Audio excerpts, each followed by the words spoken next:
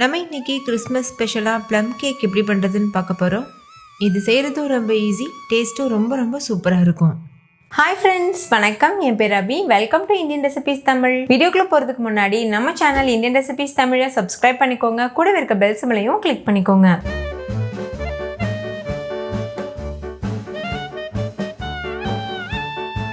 First இந்த recipe பண்ணுறதுக்கு ஒரு கடாயில் 3/4 கப் அளவு சர்க்கரை சேர்த்துக்கோங்க. ஹை ஃப்ளேமில் வச்சு இந்த மாதிரி கரண்டி வச்சு மிக்ஸ் பண்ணிக்கோங்க. தண்ணி எதுவும் சேர்க்க வேண்டாம்.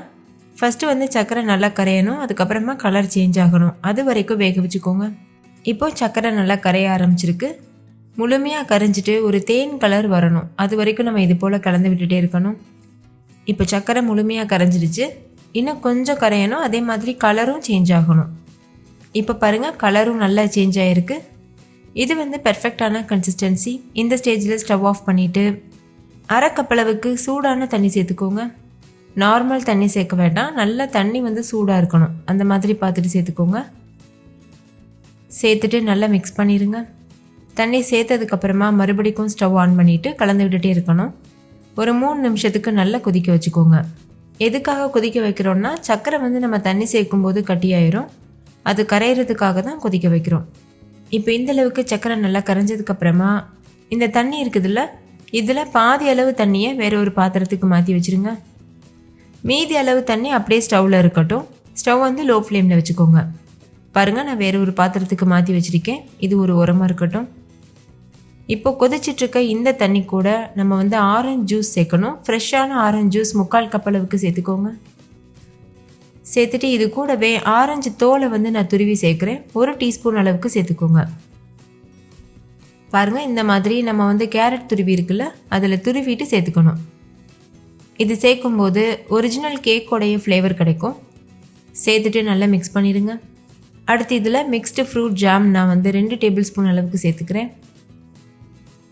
நீங்கள் உங்களுக்கு விருப்பமான என்ன ஜாம் வேணாலும் சேர்க்கலாம். சேர்த்துட்டு ஜாம் நல்லா கரையிறது வரைக்கும் ஹை ஃப்ளேமில் வச்சு கரண்டி வச்சு நல்லா கலந்துகிட்டே இருக்கணும். ஜாம் ஓரளவு கரைஞ்சிடுச்சு. இந்த ஸ்டேஜில் ட்ரை ஃப்ரூட்ஸ், அதுக்கப்புறமா நட்ஸு சேர்க்கணும். நான் 1/4 கப் டூட்டி ஃப்ரூட்டி, 1/2 கப் அளவுக்கு செர்ரி, 1/4 கப் அளவுக்கு டேட்ஸ், 1/2 கப் அளவுக்கு முந்திரி பருப்பு, அதுக்கப்புறம் பாதாம் பருப்பு, இது ரெண்டும் கட் பண்ணி எடுத்திருக்கேன். 1/2 கப் அளவுக்கு கருப்பு கிஸ்மிஸ் பழம் எடுத்திருக்கேன். இது எல்லாமே சேர்த்துக்கிறேன். நீங்கள் உங்களுக்கு விருப்பமான என்ன ட்ரை ஃப்ரூட்ஸ் வேணாலும் எடுத்துக்கலாம். உங்களுக்கு இன்க்ரீடியன்ட்ஸ் குழப்பமாக இருந்ததுன்னா டிஸ்கிரிப்ஷனில் இன்க்ரீடியன்ட்ஸ் லிஸ்ட் கொடுத்துருக்கேன், அதை செக் பண்ணி பாருங்கள், உங்களுக்கு யூஸ்ஃபுல்லாக இருக்கும். இப்போ ஹை ஃப்ளேமில் வச்சு இது முழுமையாக ட்ரை ஆகுறது வரைக்கும் இந்த மாதிரி கலந்துகிட்டே இருக்கணும். இப்போ கொஞ்சம் தண்ணியாக இருக்க மாதிரி இருக்குல்ல, இது கொஞ்ச நேரத்தில் நல்லா ட்ரை ஆயிரும். இப்போ பாருங்கள், நல்லா ட்ரை ஆயிருச்சு. இந்த ஸ்டேஜில் ஸ்டவ் ஆஃப் பண்ணிவிட்டு இதை வேறு ஒரு பவுலுக்கு மாற்றிட்டு இதை முழுமையாக ஆற வச்சுருங்க. இப்போ பாருங்கள், இது முழுமையாக ஆறிடுச்சு. கொஞ்சம் கூட சூடு இருக்கக்கூடாது. இது கூட 3 டேபிள் ஸ்பூன் அளவுக்கு மைதா மாவு சேர்த்துக்கோங்க. சேர்த்துட்டு நல்லா மிக்ஸ் பண்ணிடுங்க. இது எதுக்காக பண்ணுறோன்னா, பொதுவாக நம்ம கேக் செய்யும்போது இந்த நட்ஸு ட்ரை ஃப்ரூட்ஸ்லாம் அடியில் போய் தங்கிரும் பேக் பண்ணி எடுக்கும்போது. அந்த மாதிரி வராமல் கேக்கோட எல்லா இடத்துலையும் இந்த நட்ஸ் இருக்கணும். அதுக்காக தான் இந்த ஸ்டெப் பண்ணுறோம். ஸோ கண்டிப்பாக இந்த ஸ்டெப் பண்ணணும். இப்போ இது ஒரு உரமாக இருக்கட்டும். இன்னொரு பக்கம் ஒரு மிக்ஸி ஜாரில் 3 முட்டை சேர்த்துக்கோங்க. 1/4 கப் அளவுக்கு எண்ணெய் சேர்த்துக்கோங்க. ஃப்ளேவர் இல்லாத எந்த எண்ணெய் வேணாலும் சேர்க்கலாம். 1/4 கப் அளவுக்கு பட்டர் சேர்த்துக்கோங்க. பட்டர் ரூம் டெம்பரேச்சரில் இருக்கணும். பட்டருக்கு பதிலாக நெய் கூட சேர்த்துக்கலாம். கூடவே 1/2 கப் அளவுக்கு சர்க்கரை, 1 டீஸ்பூன் வெனிலா எசன்ஸ், ஒரு பிஞ்ச் அளவு உப்பு சேர்த்துக்கோங்க. சேர்த்துட்டு இது நல்லா அரைச்சிக்கோங்க. பாருங்கள், இந்த மாதிரி நல்லா நைஸாக அரைச்சிக்கோங்க. அடுத்து இது கூட நம்ம எடுத்து வச்சுருந்த சுகர் சிரப் இருக்குல்ல, அதை சேர்த்துடணும். சேர்த்துட்டு மறுபடிக்கும் நல்லா நைஸாக அரைச்சிக்கோங்க. இப்போ அரைச்சி எடுத்துகிட்டு வந்தாச்சு. அரைச்ச இந்த பேஸ்ட்டை நம்ம எடுத்து வச்சுருக்க நட்ஸ் கூட சேர்த்துடணும். சேர்த்துட்டு ஒரு விஸ்க் வச்சு நல்லா மிக்ஸ் பண்ணிடுங்க. கொஞ்சம் ஸ்டார்டிங்கில் கஷ்டமாக இருக்க மாதிரி இருக்கும், நல்லா கலந்ததுக்கப்புறமா ஈஸியாக இருக்கும். ஏன்னா நம்ம இந்த நட்ஸ் எல்லாம் சுகர் சிரப்பில் வேக வச்சுருக்கோம்ல, அதனால் கொஞ்சம் பிசு பிசுன்னு இருக்கும். அதனால் நம்ம கலக்கும் போது கொஞ்சம் கஷ்டமாக இருக்க மாதிரி இருக்கும். மெதுவாக இந்த மாதிரி கலந்துகிட்டே இருங்க, அப்போது கரெக்டான கன்சிஸ்டன்சிக்கு வந்துடும். இப்போ பாருங்கள், நல்லா மிக்ஸ் ஆயிடுச்சு. இப்போ இது கூட இந்த ஜாதிக்காய் இருக்குல்ல, இது ஒரு பிஞ்ச் அளவுக்கு வர மாதிரி துருவிட்டு சேர்க்கணும். பாருங்கள், இந்த மாதிரி. இது ஃப்ளேவருக்காக தான் சேர்க்குறோம். அடுத்தது 1/2 டீஸ்பூன் ஏலக்காய் தூள் சேர்த்துக்கோங்க. கூடவே ஒரு 1/4 டீஸ்பூன் அளவுக்கு பட்டையும் லவங்கமும் சேர்த்து அரைச்ச பொடி சேர்த்துக்கோங்க. பட்டை லவங்கம் ரெண்டுமே சம அளவு எடுத்து மிக்சியில் போட்டு நல்லா அரைச்சிட்டு அதுலேருந்து ஒரு 1/4 டீஸ்பூன் அளவுக்கு எடுத்து சேர்த்துருக்கேன். நீங்கள் இதுக்கு பதிலாக பிரியாணி மசாலா வீட்டில் அரைச்சது இருந்ததுன்னா அது கூட நீங்கள் 1/4 டீஸ்பூன் சேர்த்துக்கலாம். இல்லை இந்த பொடியுடைய ஃப்ளேவர் உங்களுக்கு பிடிக்காதுன்னா ஸ்கிப் பண்ணிடலாம். இப்போ இதில் இது போல் ஒரு சட்னி வச்சுக்கோங்க. இப்போ இதில் 1/2 கப் அளவுக்கு மாவு சேர்த்துக்கோங்க. நான் வந்து மைதா மாவு சேர்த்துருக்கேன். நீங்கள் மைதா மாவுக்கு பதிலாக கோதுமை மாவு கூட யூஸ் பண்ணிக்கலாம். நான் யூஸ் பண்ணியிருக்க மெஷரிங் கப்போட அளவு வந்து 250 ml அளவு இருக்கும். மாவு மெஷர் பண்ணி எடுக்கும்போது லேசாக ஜென்டிலாக ப்ரெஸ் பண்ணிவிட்டு அதுக்கப்புறமா மெஷர் பண்ணி எடுங்க. அப்போ தான் கரெக்டாக வரும். இப்போ இது கூட 1/2 டீஸ்பூன் அளவு பேக்கிங் பவுடர் சேர்த்துக்கோங்க. இதுக்கு பேக்கிங் சோடா எதுவும் சேர்க்க தேவையில்லை. பேக்கிங் பவுடர் மட்டும் சேர்த்தாவே போதும். சேர்த்துட்டு இதை நல்லா ஜலிச்சுக்கோங்க. இதை கண்டிப்பாக ஜலிச்சு தான் சேர்க்கணும். அப்போ தான் பேக்கிங் பவுடர் வந்து மைதா மாவோட எல்லா பகுதியிலையும் ஒட்டி இருக்கும். இப்போ விஸ்க் வச்சு இந்த மாதிரி நல்லா மிக்ஸ் பண்ணிக்கோங்க. கொஞ்சம் கூட கட்டிகள் இல்லாமல் நல்லா இந்த மாதிரி கலந்துக்கோங்க. எப்போதுமே நான் கேக் செய்யும்போது சொல்கிற மாதிரி தான் ஒரே டைரெக்ஷனில் தான் மிக்ஸ் பண்ணணும். 2 பக்கம் மாற்றி மாற்றி கலக்கக்கூடாது. ஓரங்களையெல்லாம் எடுத்து விட்டு நல்லா இந்த மாதிரி கலந்துக்கோங்க. கொஞ்சம் கூட கட்டிகள் இருக்கக்கூடாது. இந்த மாதிரி நல்லா மிக்ஸ் பண்ணிக்கோங்க. ப்ளம் கேக்கோட கன்சிஸ்டன்சி வந்து இந்த மாதிரி கொஞ்சம் கெட்டியான மாவு பக்குவத்தில் தான் இருக்கும். ரொம்ப மாவு வந்து தண்ணியாக இருக்கக்கூடாது. இப்போ கேக் ட்ரே எப்படி ரெடி பண்ணுறதுன்னு பார்க்கலாம். கேக் ட்ரேயில் வந்து பட்டர் இல்லைன்னா எண்ணெய் அப்ளை பண்ணிவிட்டு இந்த மாதிரி பட்டர் ஷீட் போட்டு வச்சுக்கோங்க. அப்போ தான் கேக் வந்து ஒட்டாமல் வரும். இப்போ இந்த ட்ரேயில் நம்ம செஞ்சு வச்சுருக்க கேக் மாவை சேர்த்துருங்க. நான் சொல்லியிருக்க அளவுக்கு வந்து உங்களுக்கு 1 கிலோ அளவு ப்ளம் கேக் கிடைக்கும்.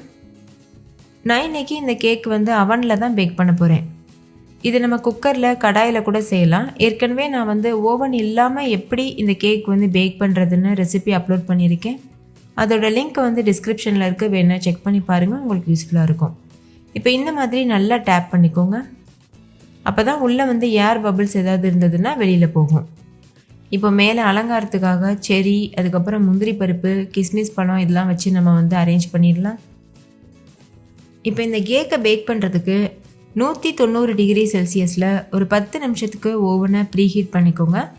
அதுக்கப்புறமா 170 டிகிரி செல்சியஸில் ஒரு 1 ஹவருக்கு இதை வந்து பேக் பண்ணிக்கோங்க. இது 1 kg கேக்குன்றதுனால டைம் கொஞ்சம் அதிகமாக தான் ஆகும்.